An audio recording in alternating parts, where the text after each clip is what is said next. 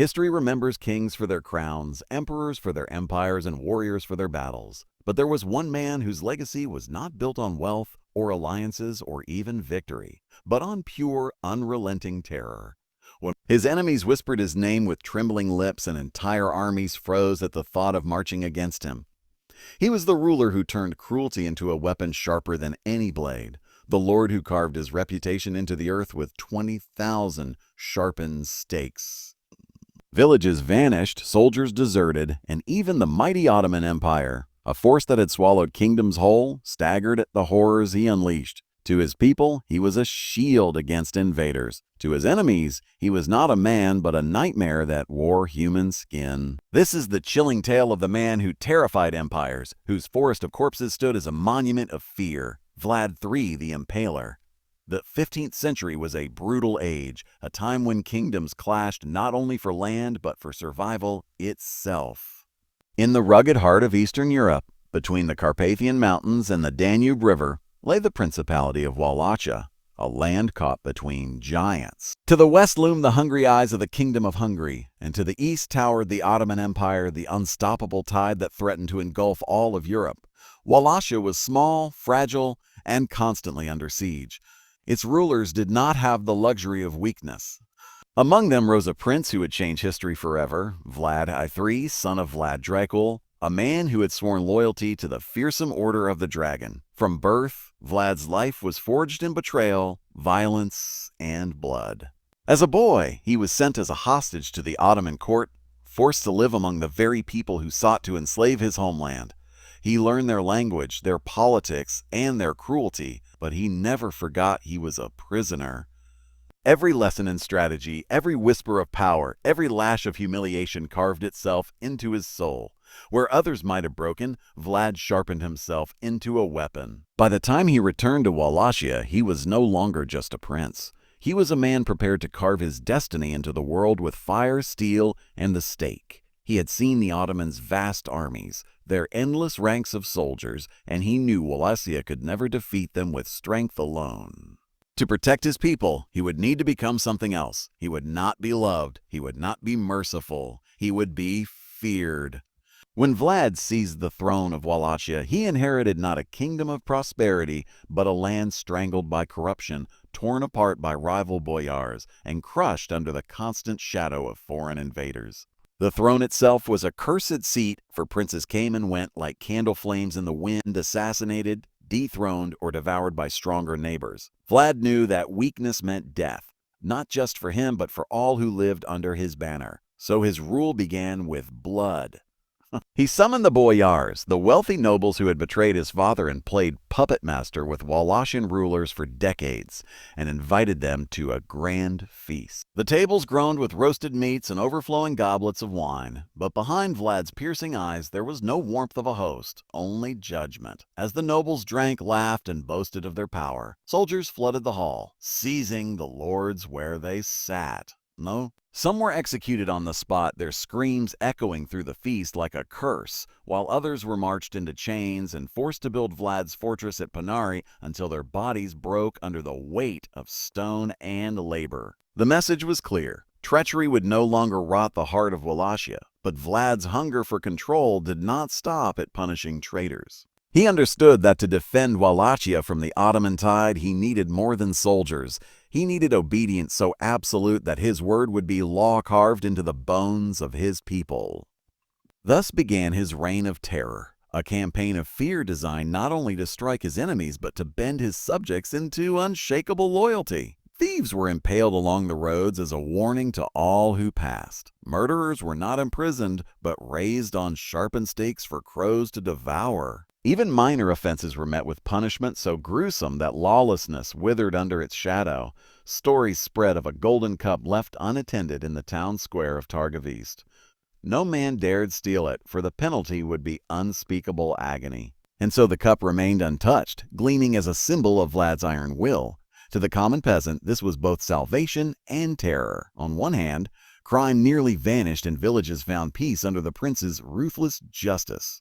On the other, they lived every day with the knowledge that a single misstep could end their lives in horror. Bud did not care for love. He cared only for power, for strength, for the ability to stand against the empires that would devour Wallachia whole. It was a philosophy rooted in his childhood captivity. Mercy was weakness, and weakness meant chains. So he turned fear into his greatest weapon, sharpening it not just against his own people, but against the vast Ottoman war machine that loomed ever closer. For every lawless noble he executed, for every criminal he impaled, Vlad was rehearsing for a far greater performance, one that would shake the very foundations of empires. The true test of Vlad's reign came when the Ottoman Empire demanded his obedience. For centuries, Wallachian princes had been forced to send tribute, gold, grain, and even their children to the Sultan in exchange for fragile survival.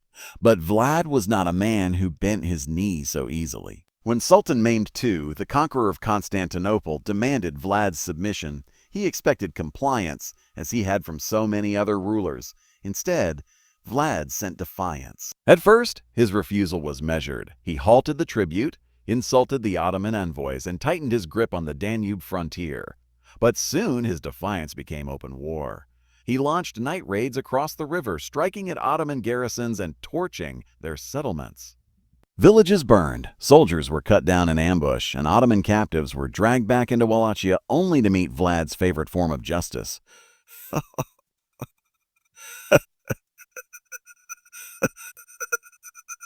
The Ottomans, furious at such insolence, dispatched envoys to demand that Vlad appear before the Sultan and explain his actions. But the envoys met a fate that would become legend. When they refused to remove their turbans in the prince's court, a sign of respect expected in Wallachian custom, Vlad did not scold them with words. Instead, he ordered their turbans nailed to their heads, hammering home both his contempt and his warning. Word of this act spread like wildfire, reaching even the furthest corners of Europe. To his allies, it was proof of his iron resolve. To his enemies, it was confirmation of his savagery. And to the Sultan, it was provocation of the highest order. Vlad knew that the Ottomans would come for him and that their armies would outnumber his own many times over. But he had no intention of meeting them in a fair fight. He understood that terror could do what swords could not, weaken the heart of the strongest army before a single battle was fought. And so he began to construct his most infamous weapon, the Forest of the Impaled. Captured Ottoman soldiers, traitors, and criminals were impaled on wooden stakes and raised in fields along the main roads into Wallachia. It was one of the rare times in history that the Ottoman war machine, so relentless in its expansion, faltered before a foe who wielded terror as his sword and shield. Yet for Vlad, victory came at a price. His methods, though effective against invaders, drew condemnation from many in Europe. To some, he was a hero who had defended Christendom against the Ottoman tide, a shield of the East who refused to yield. To others, he was a tyrant, a sadist whose cruelty knew no bounds. German pamphlets spread across Europe filled with lurid tales of his atrocities, stories of him boiling men alive, mutilating women, and even dining among the impaled. Whether exaggerated or not, these accounts cemented his reputation as a figure both feared and reviled. His name became a symbol, a warning of the price of defiance, and a legend that blurred the line between history and nightmare. As the shadow of Vlad the Impaler stretched across Europe, his enemies multiplied not only beyond Wallachia but within it. His brutal punishments while keeping order also bred resentment. The boyars, those few nobles who had survived his purges, nursed grudges, waiting for the moment to strike. Foreign rulers, too, saw opportunity in his reputation. The Hungarian king Matthias Corvinus at first praised Vlad as a Christian defender, even funding his campaigns against the Ottomans. But as German pamphlets flooded the courts of Europe, portraying Vlad as a bloodthirsty butcher rather than a righteous warrior, Matthias turned against him. For political gain, he branded Vlad a tyrant and had him arrested. The prince who had terrified the greatest empire on earth was now dragged in chains, betrayed not by enemies at the gate, but by allies at his back. Vlad spent more than a decade imprisoned in Hungary. Yet even behind stone walls, his legend grew. Stories of his cruelties, real or imagined, traveled faster than any army. Some whispered he had died while corpses rotted on stakes before him. Others claimed he washed his hands in the blood of his victims, or that he had impaled beggars simply to rid his land of poverty. These tales, whether propaganda or truth, painted a picture of a ruler who transcended humanity, a monster whose throne was built on suffering. Ironically, this same reputation made him useful once again. As Ottoman pressure on Hungary increased, Matthias realized that there was still no one better suited to defend the borderlands than Vlad. Thus, after years in captivity, the Impaler was released, his chains traded once more for a sword. When Vlad returned to Wallachia, the land was scarred by war and betrayal. The Ottomans had installed their own puppet rulers, and rival claimants had torn the principality apart. But Vlad, though weakened by years of captivity, returned with the same iron will. His people, exhausted by chaos, rallied once more behind his fearsome presence. To them, he was the only man who could restore order, the only ruler strong enough to protect them from the tide of Ottoman conquest. And so, with a loyal corps of soldiers and the backing of Hungary, Vlad reclaimed his throne in a storm of blood and fire. Once again, stakes rose along the roads, and once again, the forests of Wallachia whispered with terror. He was older, harsher, perhaps more desperate, but no less determined.